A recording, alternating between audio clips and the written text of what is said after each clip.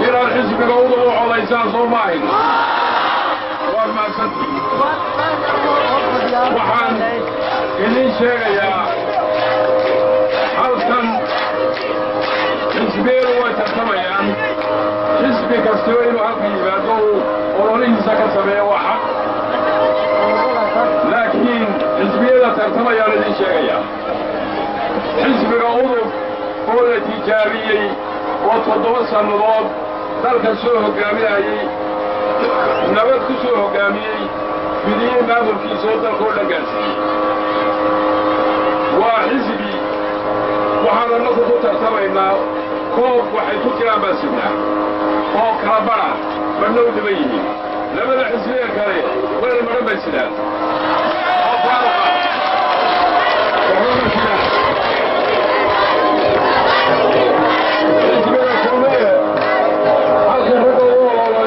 هذا نسبة البنطورينا نسبة والمياه في جرا ووسيلة عبد الرحمن أحمد علي وسيلة العقال وريه هي كوانا الوريه وياه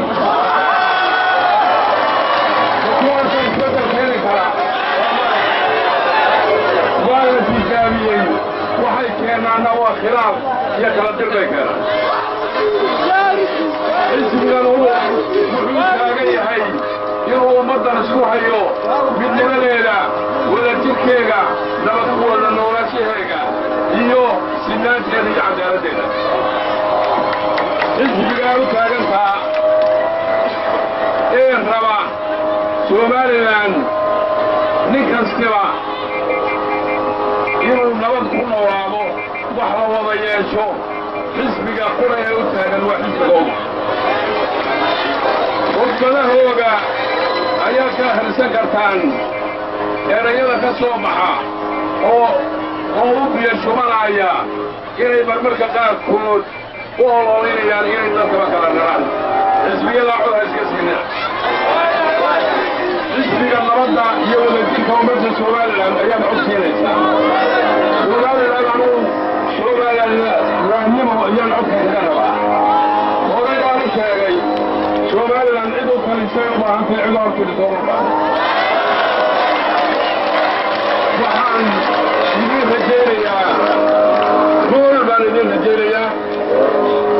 waxaan xasuustaa halkaan ka soo bilownay 93 ree awdal nabadda iyo dawladdii ugu horraysay hanaqaad noqotay boorabaa lagu dhisay waa waxaad ku faani kartaan waxaad horseed u noqonaysaan dawladnimadaasi inaad difaaceega iyo jiritaankeega aad u taagnaataan markasta taasay noo ballanaa waxaan halkan idinka jeedinayaa nabad baana lagu codaynayaa haddii si kastaba oo haddu gelaya la isma maynaayo inaad ma jiro